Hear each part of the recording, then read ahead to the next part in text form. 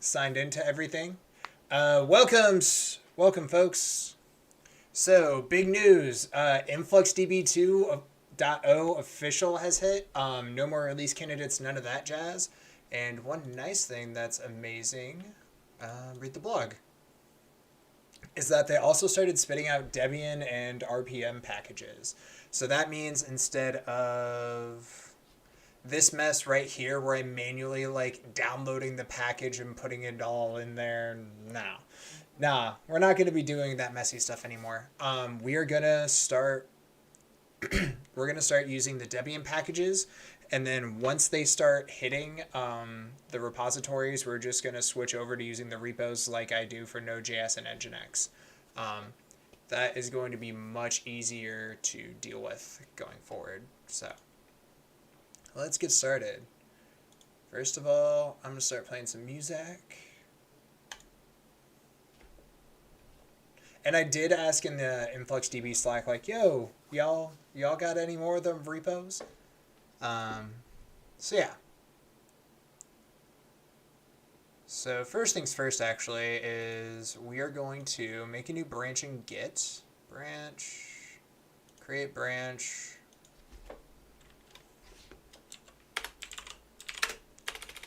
All right.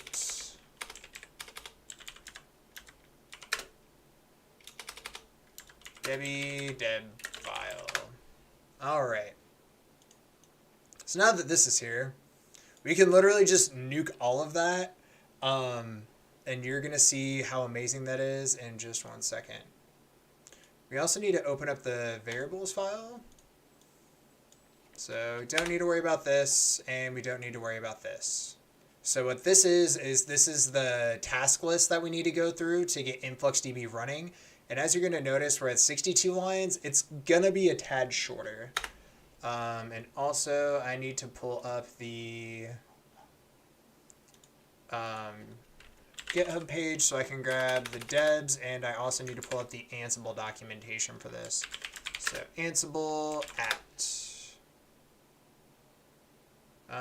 There we go.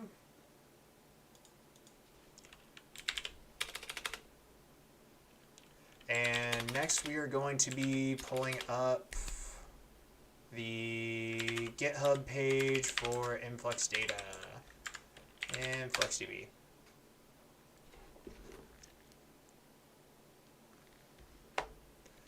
All right. So now we're going to go over to the releases. And we are going to copy this URL. Copy link location, and that should be, yep, that should be to their CDN. So now we're gonna search deb, go to straight to the example, and this can be a remote application. So name, install influxdb from deb file. Apt. And then deb. That's seriously it. What we can do to church it up a bit. What is it? 2 parentheses and a space. Version space. And then this way I don't have to copy the URL every time. I just have to bump the version number. The Influx data team is pretty good about keeping the URL schemes good, which is awesome when you're trying to download and try to automate some of these repetitive things. Some projects, Hugo, it's like they always put the binary in the name, so you have to change more stuff in your playbooks, and it's kind of annoying to deal with. So there we go. And in our variables file, we're going to create a... we should be a bit more descriptive and do influx underscore version.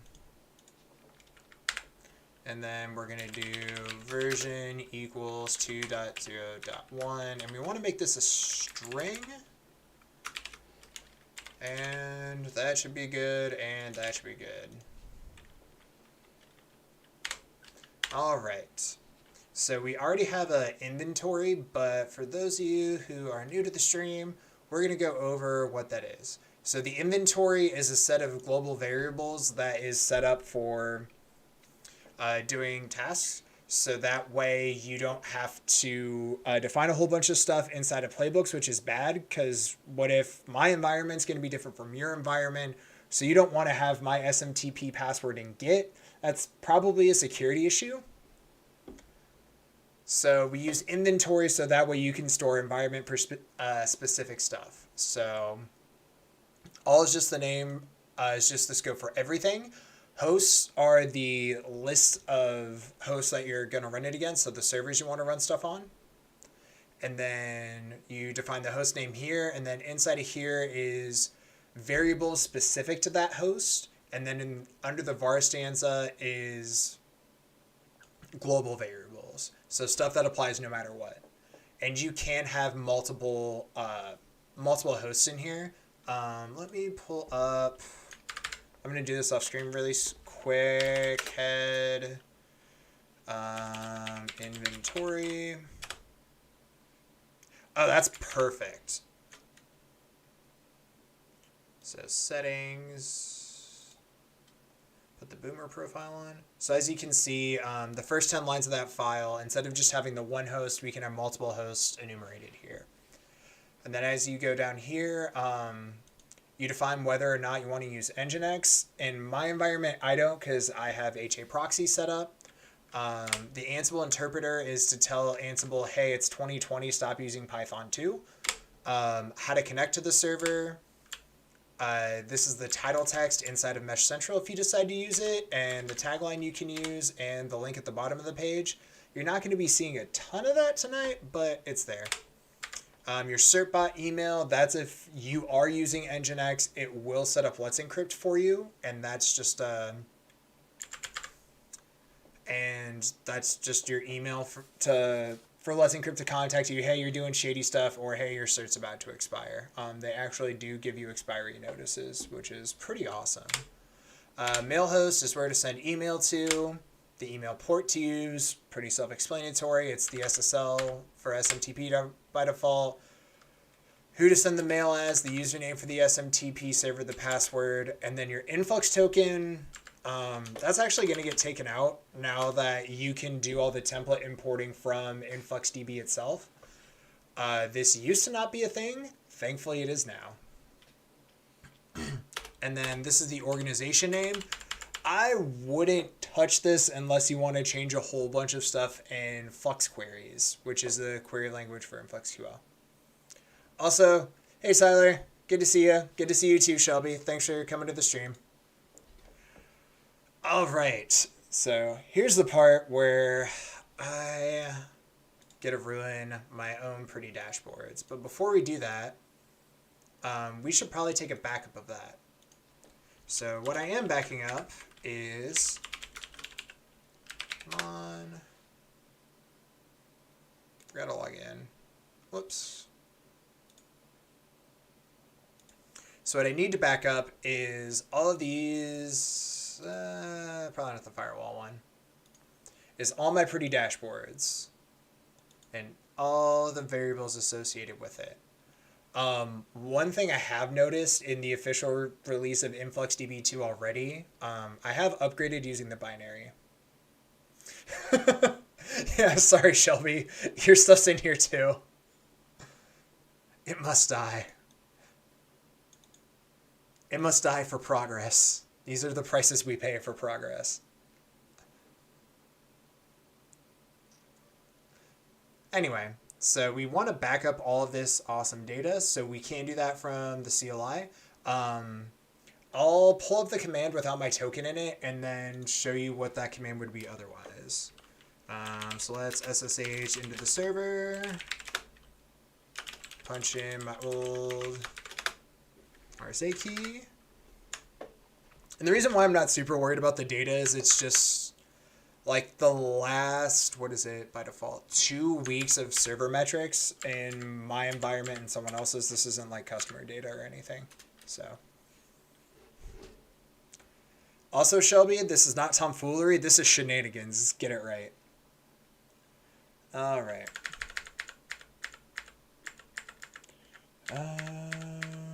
There we go.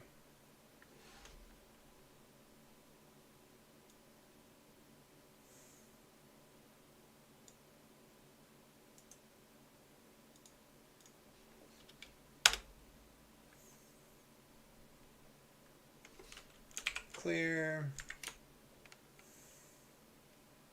All right, so the command I just ran to back up all the data is influx export all filtered label name. You put in your label name, you put in where you want it to go, and you put in the organization name, and you put the token. Your token is just a random string of garbage to prove that you are you. And it's much more secure than passwords because tokens are just like essentially, I want to say in the ballpark of like 100 characters instead of a username and a password, which is usually like 20. So, all right. Now that we have that data, we want to copy it over somewhere.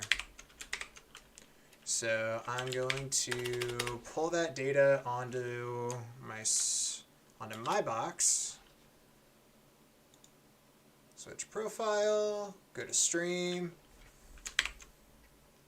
And I want to copy, so secure copy, should probably use probably learn SFTP, but that's Future Matthias's problem.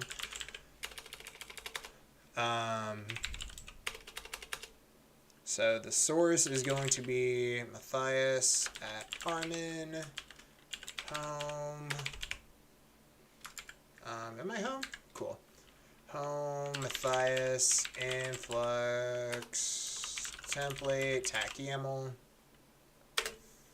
And then what I'm going to do after that is define the source, or the target, which is going to be influx-data.yaml.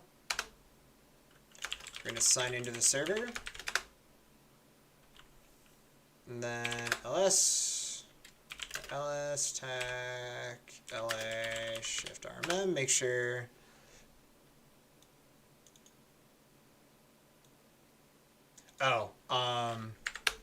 wrong button. Influx template.yaml. Gonna notice that's roughly the current time, or at least the correct date. So now what we're going to do is we're gonna run our playbook and break everything. Actually, what I kind of want to do is play with my new Proxmox backup server. So let's do that.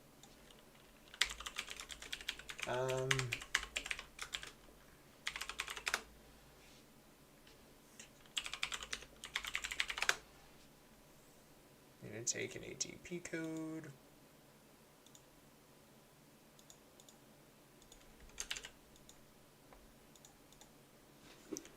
All right. So now we're going to go to our data center.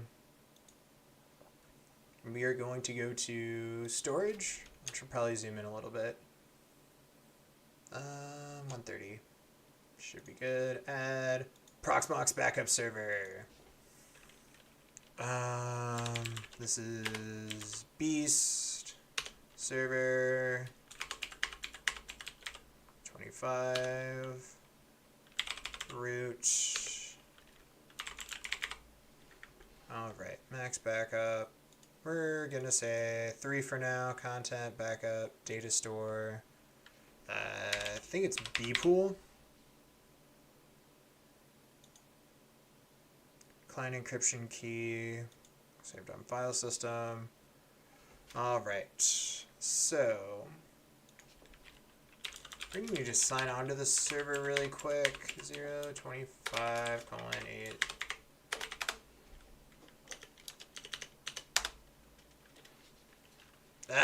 Light mode. I haven't put dark mode on here yet. It burns. It burns.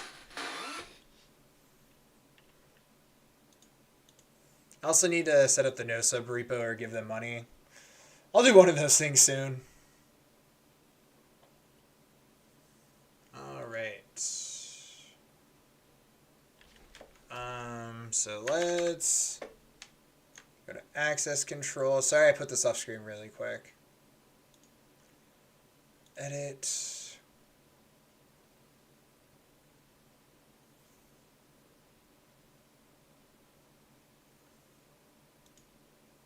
Permissions. Okay, cool.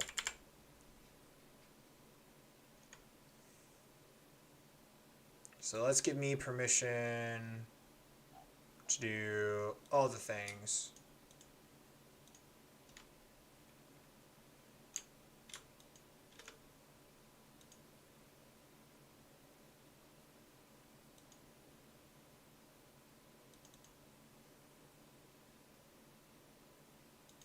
So I should have permission to do allocate, audit, backup.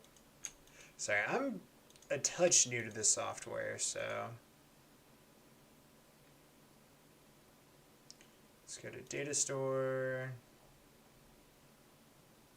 Oh, cool. So I have yes, you click on it? We'll figure that out. And then back over here.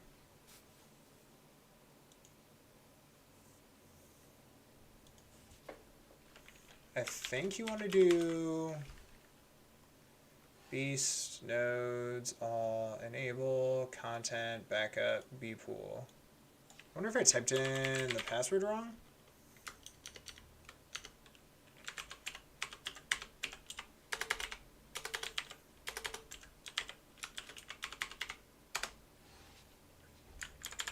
Let's pull up the Proxmox documentation off screen really quick. Backup server.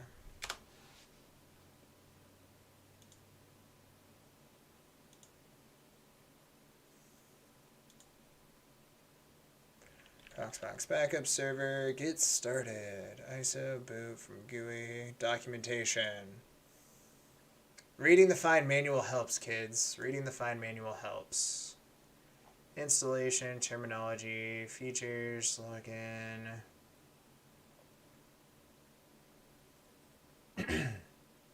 Sync jobs, pruning, prune, backup client usage. Client uses the following notation, pool.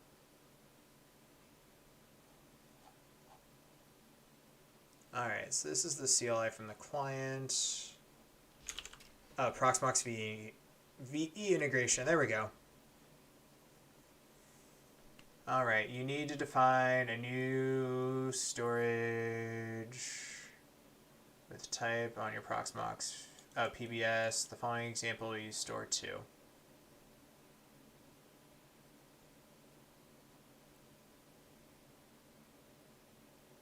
No, if you would rather not pass your password in plain text, you can pass the password parameter without any arguments.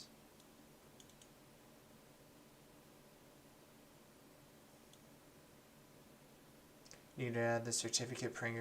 You can add. Oh, cool. So that part I'm going to do off screen for sure. So let me move that tab over here, pop the shell, paste that in.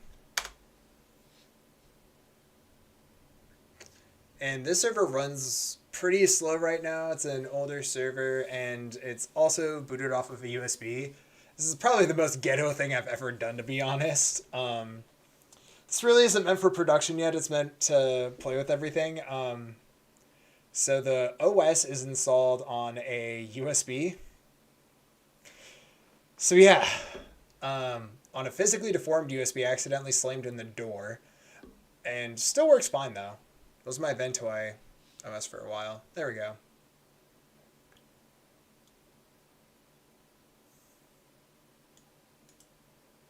Copy. Let's put this guy over here. The disk came out of an old NAS I got for free from work. Oh, do I have the wrong data store defined? Nope, bpool is a data store.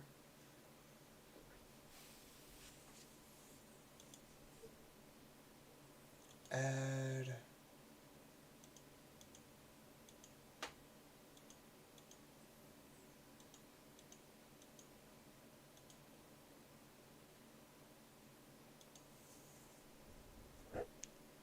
encryption key. Let's not add the encryption key, no? Oh.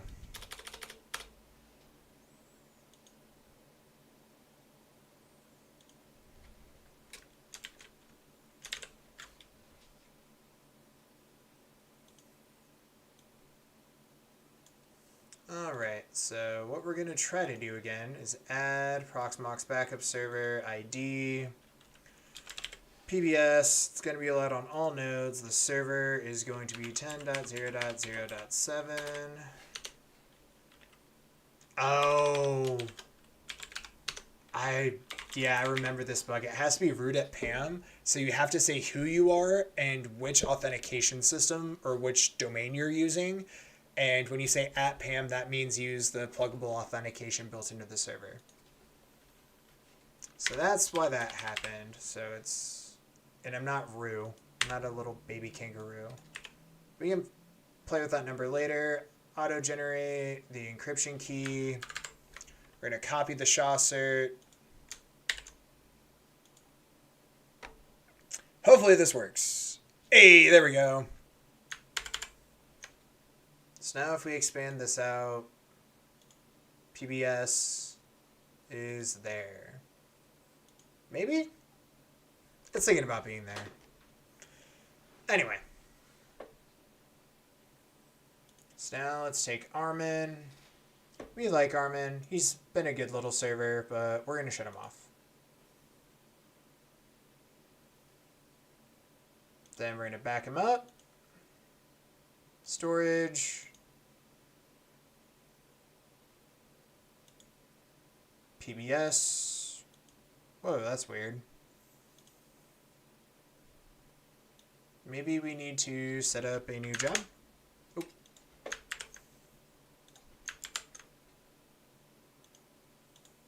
Maybe.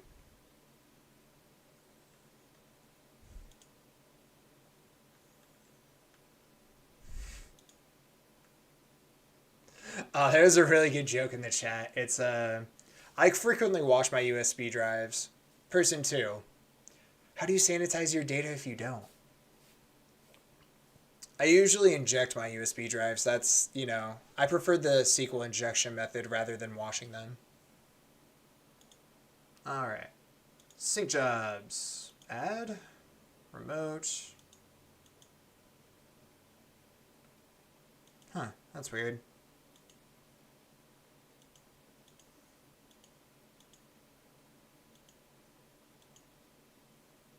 So let's go back to here.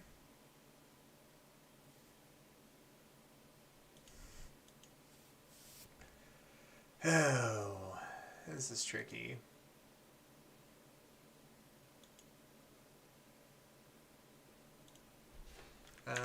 Take this off screen for a sec.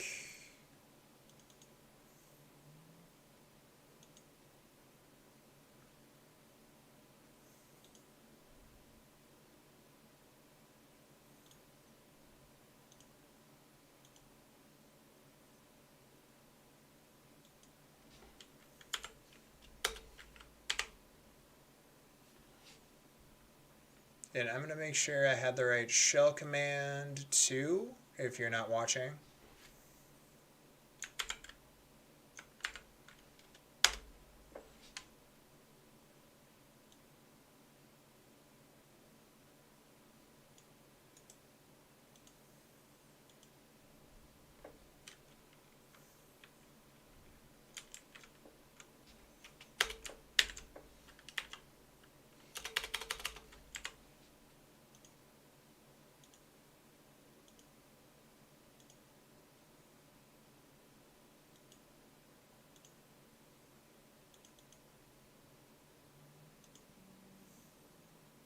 Well, I think the backup server might have to wait till I'm off stream for now. Seems to be kind of a mess, to be honest. PBS Annie, PBS Grisha.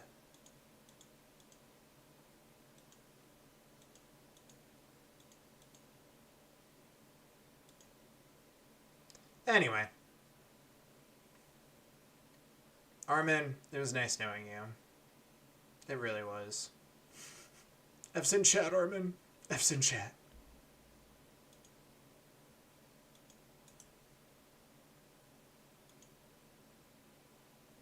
Actually, we'll start him. We'll see what happens with having the data in both places. Also, thanks for the love of the wobbly windows. Armin, you live for now. I'm curious if it's putting the data in the same place, so we'll see. That should be fun.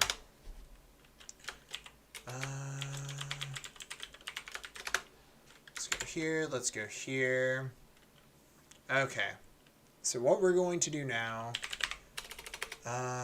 is we are going to run an Ansible command. First, we need to cache we need to add our SSH keys, so that way it doesn't prompt us every time for it. Our home directory .ssh id _sa. So now whenever we SSH into something, it's going to be like, oh yeah, I already have your private key set up, so we'll just do the thing instead of ask you to decrypt it every time. Next thing we're going to do is we're going to run the Ansible playbook command, which says Ansible run this playbook. And we want to run the shift rmm1. And we want to limit it to, or actually we don't want to run it as a limit, but we do want to run it, we want to specify the inventory, which is my custom inventory I keep stashed away, ask become pass.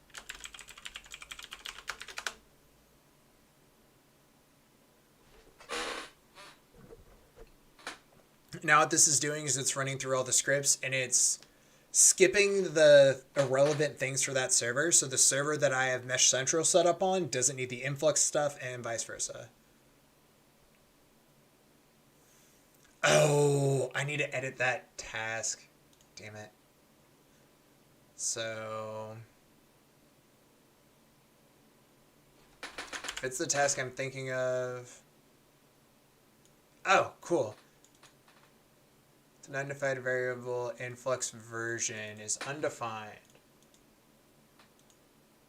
Oh. This is not the problem I thought it was. I thought it was going to be the problem where it was asking for the... where it was going to be asking for the influx template, but now since you can do that through the GUI, I kind of gave up trying to automate that. There's actually a good reason for that too, is so that way you can import things based on what you care about, because if you only want to look at your Proxmox dashboards because you have other tools for Windows and Linux, then there's no point in you importing that stuff. All right. Armin. Failed change, depackage force, blah, blah, blah, blah, blah. Oh. I'm going to save our sample inventory too. So basically what it's saying is it needs to do this as root. And the way you say that in Ansible is you say become equals true.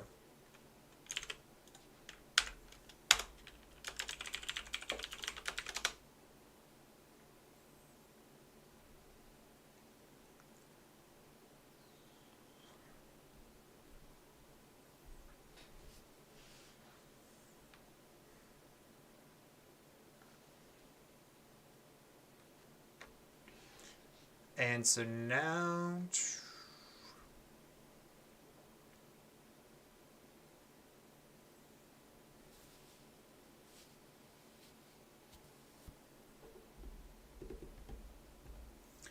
we need to see which services Influxdb 2 sets up.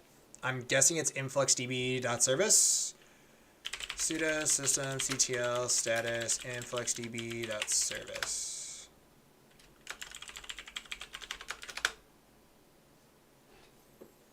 Oh, wrong host.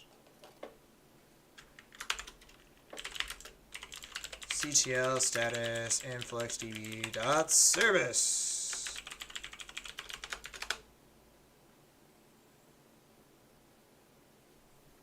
And Drum roll, please. It's thinking about it. It's thinking about its life choices.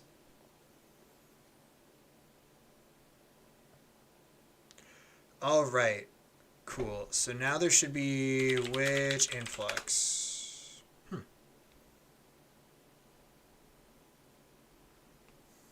All right. So that's weird that it doesn't install. Which one did I grab? Influxdb. Do I need to grab multiple?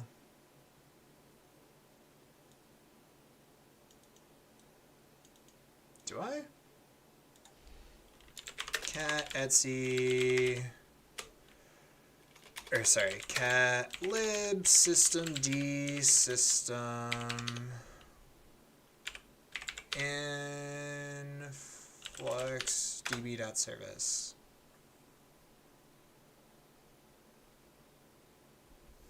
All right, cat Etsy defaults influxdb. Huh, that's interesting.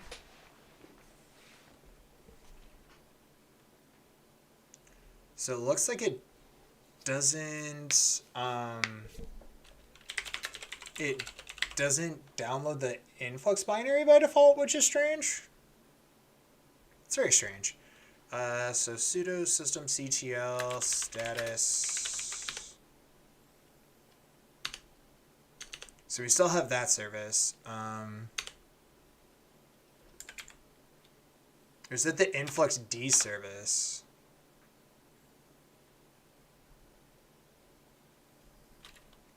So this uses libsystemd system. All right, cool. So what we're going to do now is we're going to sudo systemctl stop influxdb 2.service.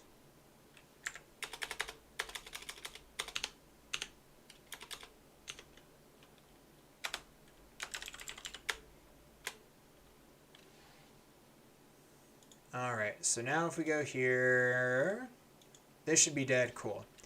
Sudo systemctl start influxd.service.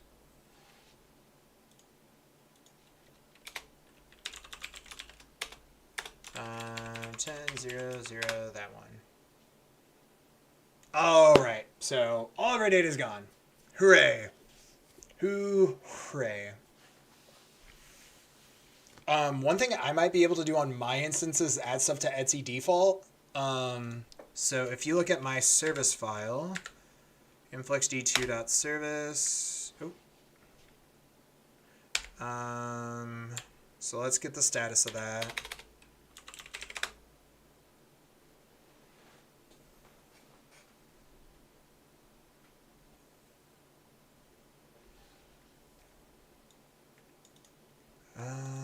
InfluxDB inactive. Okay, cool. So cat Etsy systemd system influxd. So we need to set up the bolt path and the engine path and the store option. And that, or at least these two, and we can see what happens with our data. So sudo systemctl stop influxd. And then nano Etsy defaults influxdb. Need to edit this as root.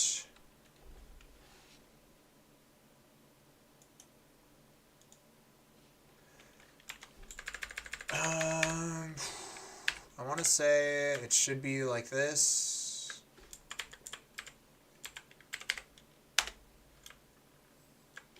And this is mostly just to keep my data alive. Let me check something off screen really quick. Cat Etsy defaults telegraph.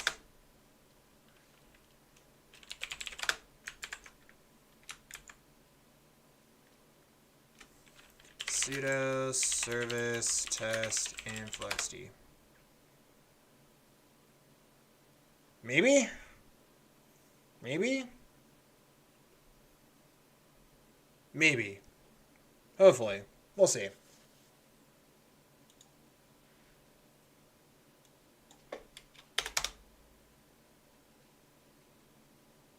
Well, rip data. Meh. We'll live. We shall live. So since the data is going to be in a different place anyway, and I kind of planned on blowing everything up tonight anyway, let's delete any. Leave Annie. Or Armin. We're deleting Armin, not Annie. Annie would be bad. So let's shut this guy down. Network, because I'm lazy, we're going to grab the MAC address from here. Bonk. And then what we're going to do is we are going to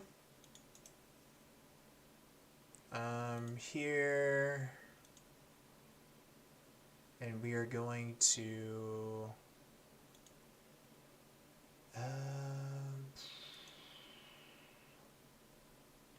why can't I brain right now? Should be more somewhere. Yeah. There we go. Remove.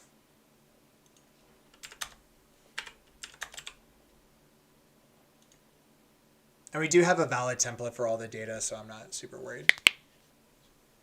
All right. So now we're going to create a container on Annie. It's going to be Armin. It is going to be privileged because I have really long UIDs, which get spicy inside of containers. We're going to create a root password, local. We're going to go here. We're going to give this guy 50 gigs. We're going to do it on the local. Yeah, we're going to do it on the local array. It's going to get 4 CPU. I think 8 gig of RAM because I do dumb stuff sometimes and create long queries and don't like spamming myself with alerts. So, don't really care about firewall. Oh, that's the MAC address.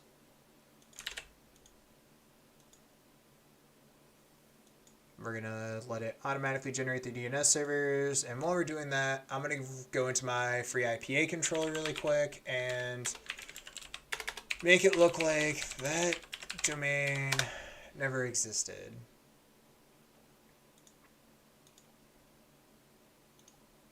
Or make it look like that host never existed. One more thing too is shiftsystems.net, along with having the pricing and all the ways to get a hold of us, we also have a really awesome blog. And on that blog, we give you some valuable automation tips and how to use our dot files. So if you want a server that automates itself, I'm your guy. Root user, or what is it? Add user, local user.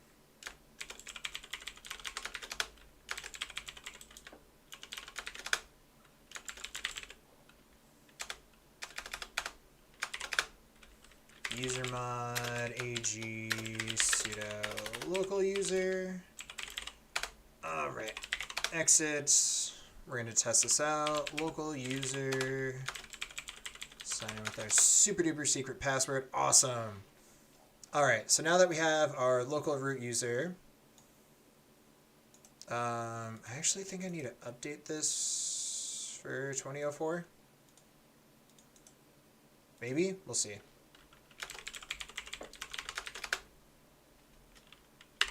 Nope. Oh. Apt update.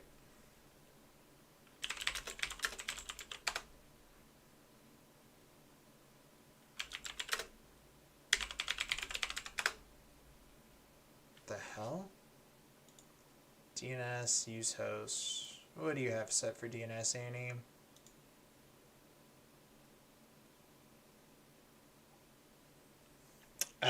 it's probably like, yo, dude, what the hell are you doing right now? You are not this person. So free IPA, admin, hosts, Armin, delete all traces of it ever existing. There we go. Shell. Let's go to Armin. Reboot now. Hopefully this works now. I'm guessing the free IPA controller is not happy about giving out DNS to something that doesn't exist. Also, thanks a ton for coming, Tyler. If you want to catch the rest of this later, there is always the VOD. Leave page. Local user.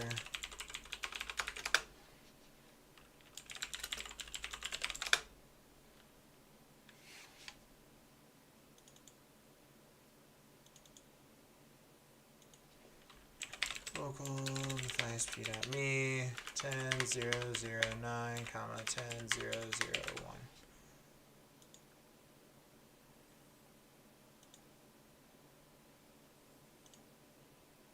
Reboot the container. So glad they added that feature in Proxmox 5.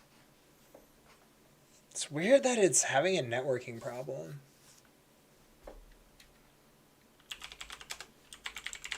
Is root having that problem?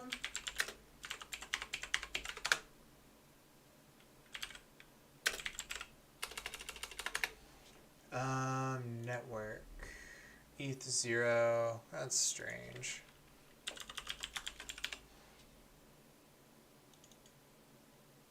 ETH0. Oh, it's static. God damn it.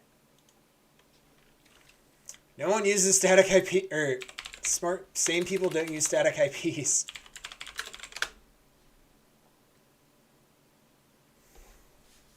That is a tirade for a different time, but yeah, static IP is bad. Change my mind.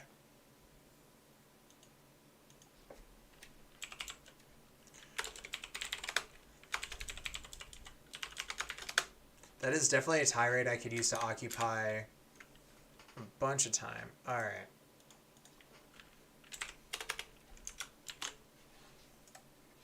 Let's paste in all of our glorious data. There we go. Yeah, setting things to DHCP is important. So we should just be able to use the host stuff now.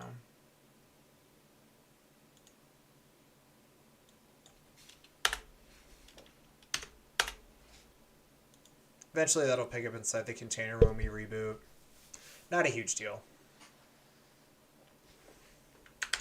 So it's unpacking all the things that we need to get Ansible set up. And then what we're going to do is say, we're going to edit the inventory, and then we're going to say, hey, do these things.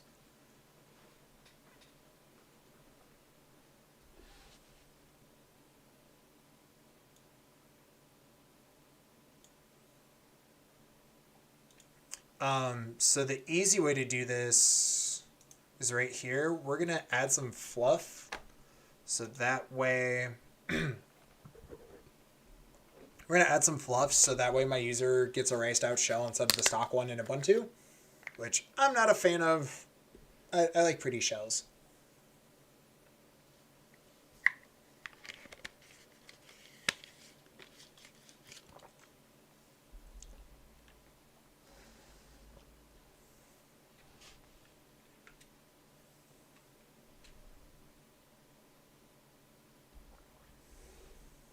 All right.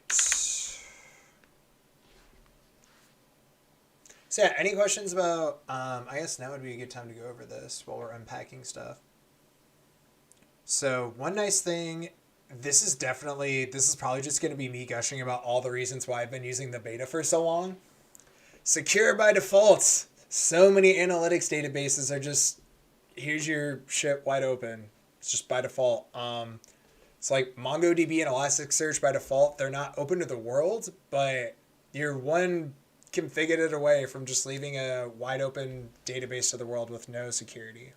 By default, first thing you did, notice I said get started when I upgraded that. So that's a huge thing for me, is that it's secure by default. Like, it's impossible for you to just leave the thing naked and afraid and with no password on the internet. You can only leave it naked and afraid on the internet with proper security practices. Any like anything involves you grabbing a token to read or write data to it, and you're only allowed to do the things you're permitted to. Really nice. Pretty sure it's built in by default. Not as good as Grafana, but good enough for me. And it can also, like, these are still amazing visualizations. And you can also use their brand new functional query language, which is amazing. And it's actually getting more support for more languages as time goes on. So that's awesome. All right. So what wonderful copy pasta. Oh, yeah. Sudo nano etsy ansible hosts. Whoops. All hosts 1, 2, 3, 4 Armin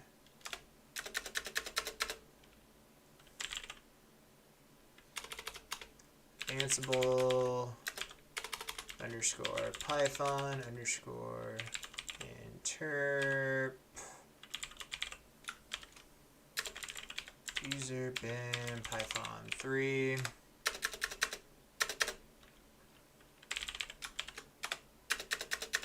Or I guess what it can do is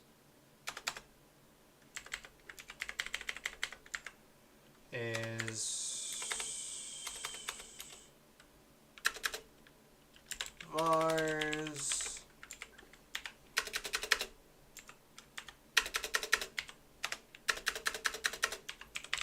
and then we're going to do local user for now. We'll add Matthias later.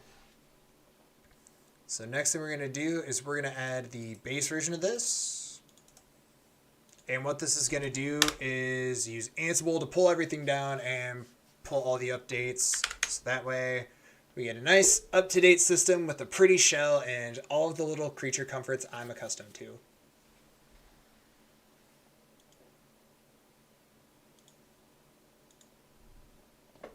And I guess we can take a sidetrack too to do something really cool I found out in Linux this week.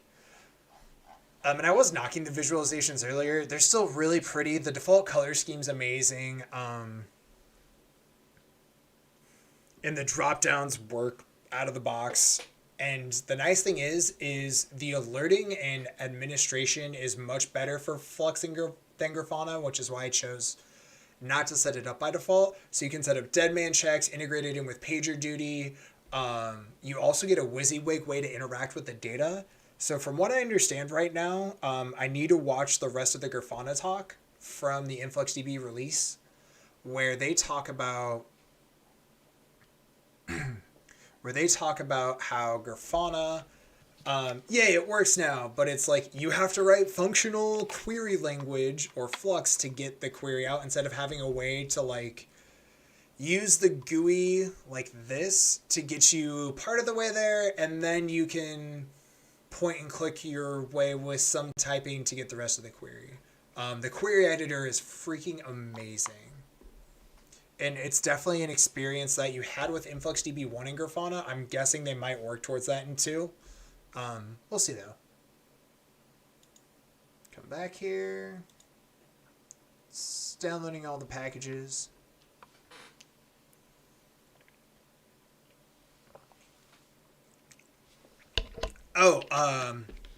So along with being able to integrate with relational data, you're able to join too. So if you have like a Postgres data store, what that means is that you can query data from Postgres and then join it to a Flux query. So if you have like motherboard metadata or something like that, you want to link to the processor performance of a host, you can store those static values in a structured query language where those types of static structured values are really good, and then merge that in, or sorry, not merge. You can join that together at query time with Flux for your time series data. So that's a really cool thing.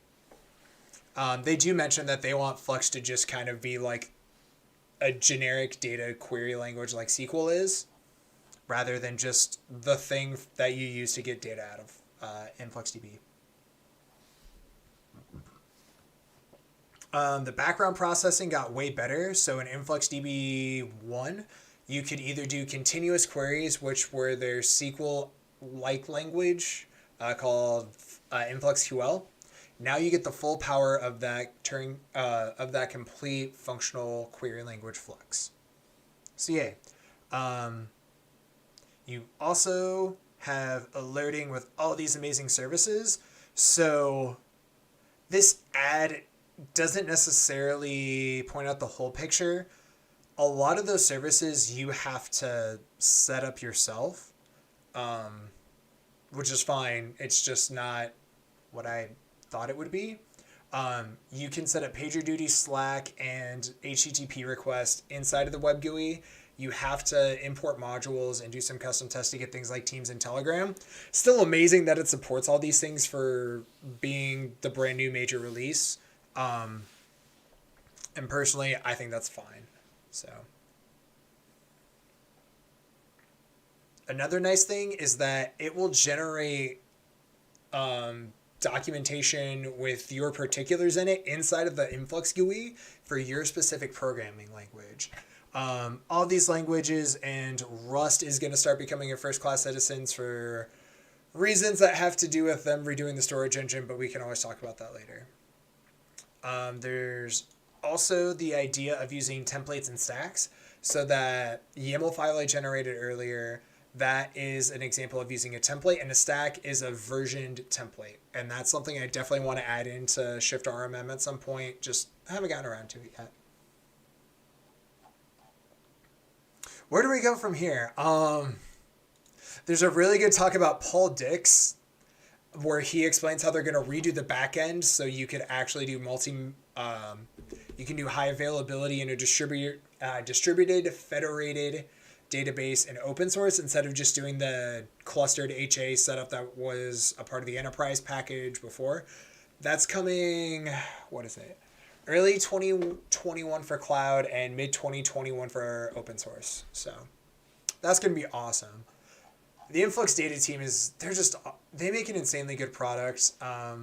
Also, Paul Dix has some really solid quotes too. So yay, now that that's done, I'm going to show you something really cool with Linux that I learned this week.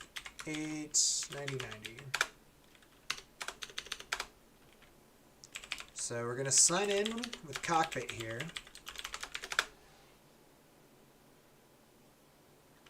So we're going to join a domain.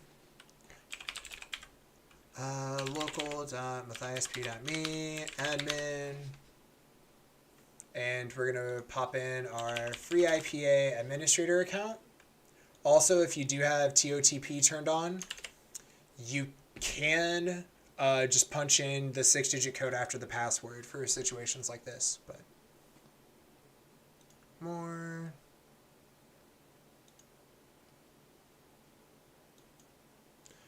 So let's go to the command line.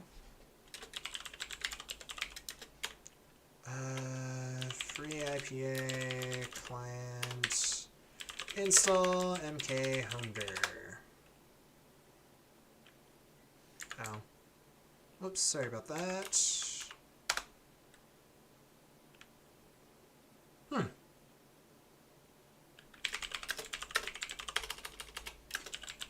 Oh. I didn't make it a part of the... No? Oh, it's IPA client install. That's why.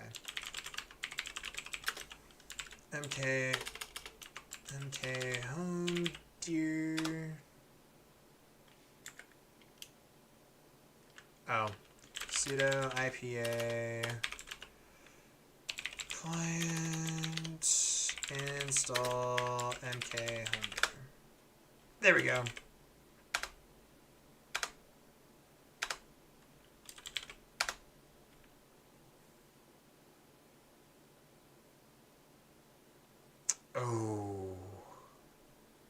This one's gonna be hard. So it's complaining that it can't restart cronED because it's in a container. It can't touch the clock. So that's fun. That's really fun.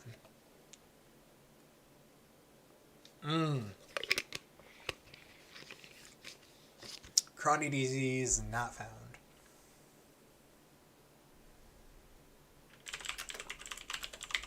CTL or apt install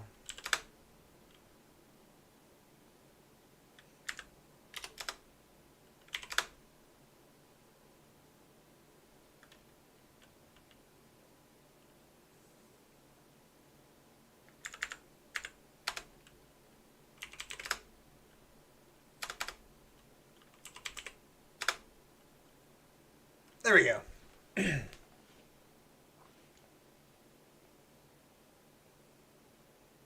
Did not realize cronny was not installed.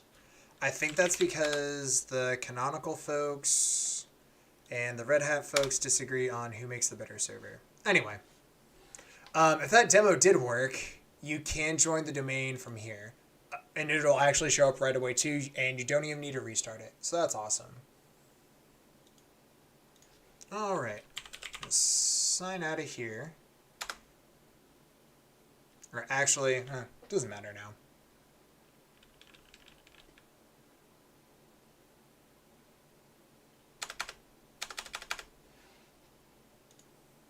Now we should actually be able to exit SSH Matthias at Armin. Voila, there's my default riced out shell. Voila. One more thing, etc Ansible hosts.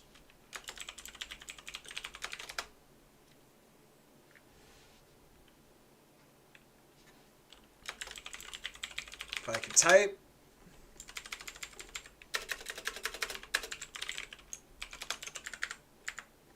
And now sudo system ctl start Ansible pull at base.service. And what this is going to do is just add all the extra rice into my ZSH profile. So all the tab complete goodness, essentially. And the Vim or NeoVim plugins, which is nice.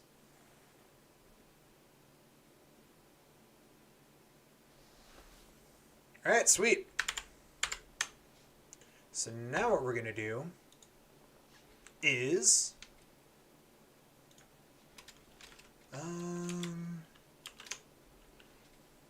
go here into our terminal, go to stream. Oop, so you guys can read it in the VOD.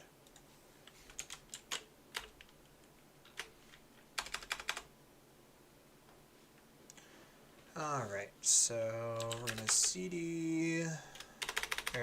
What we're going to do is run our playbook. Now, hopefully this should set up all the prerequisites like we had before, and we just need to set up our Influx template.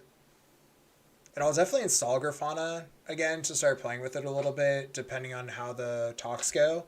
If there is like a WYSIWYG way to edit it, I should be able to create some tooling that'll help get alerting inside of Grafana working so you're not doing as much admin work. All right, so one thing I did notice, you'll notice sudo system status. Oop, and here, sudo system ctl status influxd. Not doing anything, but it can be enabled automatically with configuration management. So what we're going to do in here, name, start and enable, start and enable Influxdb. Can make my capitalization consistent. Systemd. I bet there's somebody who would really want to make that commit where it's just fixing all the capitalization in my playbook. Don't need cockpit anymore. HTTPS :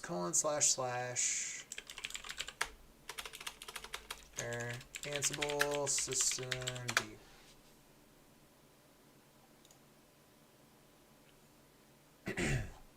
Forget the exact syntax, but systemd name influxd status should be restarted, and we want it to be enabled, and we want to do that as root because we don't want any old Tom, Dick, or Harry user screwing things up for us. So we're going to run the playbook again.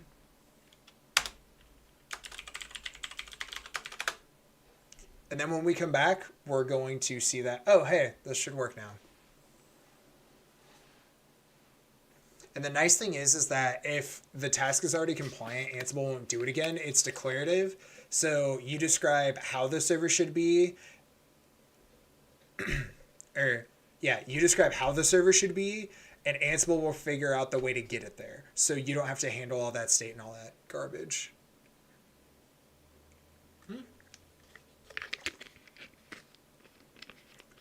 What is it?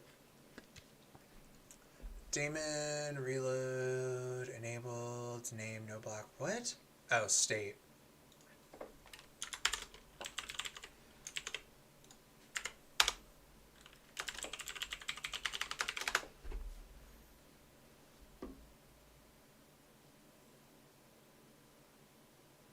Notice how much shorter that playbook got too. It's going to be a bit longer when you're installing the repository because you're adding the repo.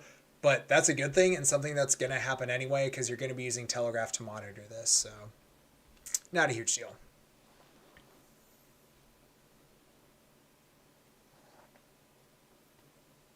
All right, sweet. So now let's go here. Let's maximize 10, 0, 0. Yeah, that one. All right, getting started. Let's get started with our instance. Our username, shift systems, and we're gonna grab our monitoring password out of our password manager. We're gonna do that off screen so you hooligans can't see. Shift systems. The F bucket to pay respects for poor Armin. I kind of know what I'm doing. Allegedly. Okay. So now, we can do it from the CLI. I haven't played with importing data. So we'll do that really quick.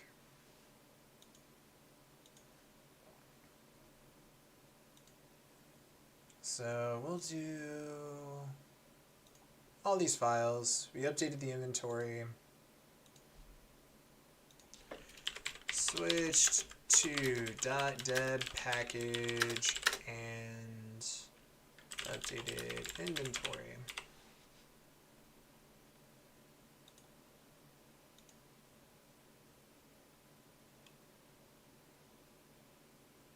We're going to push that. Okay. Awesome. So now we're going to do a git merge, something I'm not super familiar with. Git merge to master.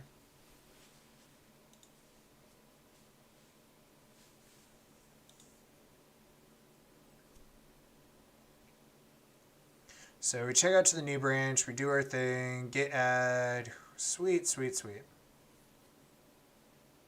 So now we need to change our branch to master.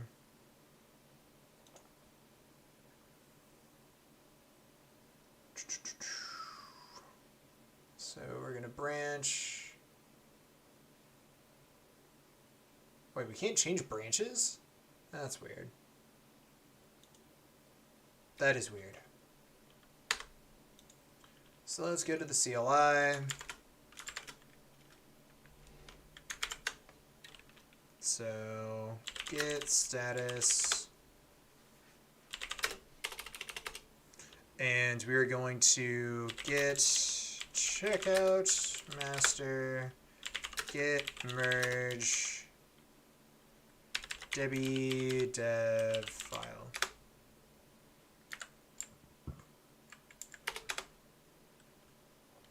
Voila. And then git status. And we're gonna git push origin master. There we go. So the reason why I did that git tomfoolery there was that I would like to see if I can pull that in from a remote URL instead of the local one. So if we go into settings, templates, and I want to pull up HTTPS, GitLab, shift systems, shift RMM. I want to pull in influx template.yaml, and I want to view the raw file. Open raw. If I had to keep it in GitHub, I'm going to be a little salty. I can set up like auto mirroring. Oh, sweet! It worked! So pull up the... We can't find the readme with this template. That's fine.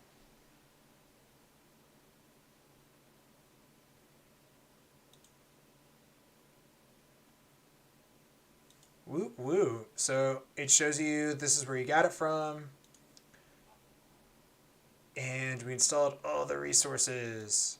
So we're going to see how installing from the web GUI like that works. And that's much easier to say, hey, copy this URL, put it in here, than do, okay, so go into Influx, get a token, don't mishandle said token. Hey, log into your stuff and put this URL in here.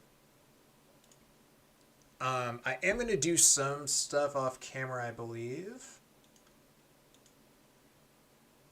Yo. PV host.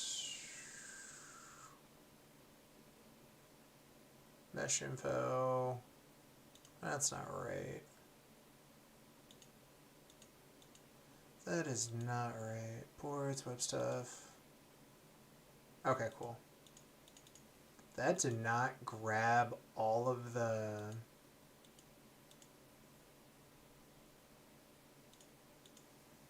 That did not grab all of the data.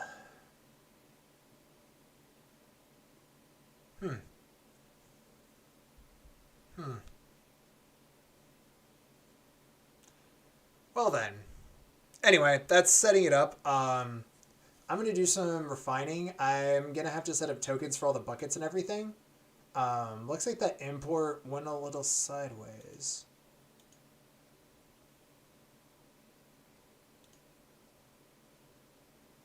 Buckets. So let's go to settings, templates, shift RMM, variables. That's really weird. Oh, I didn't tag everything. Oof. Oof. Some of this stuff isn't that big of a deal, so.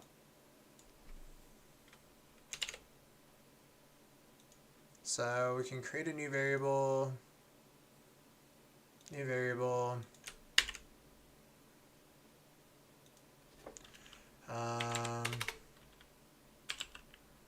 pf sends underscore host. And all the secondary tags got wrecked too. Oh, wow. So I'm in for a long night, guys. Yeah, we're going to get the stream off tonight. So we'll be back with a repopulated and completed data.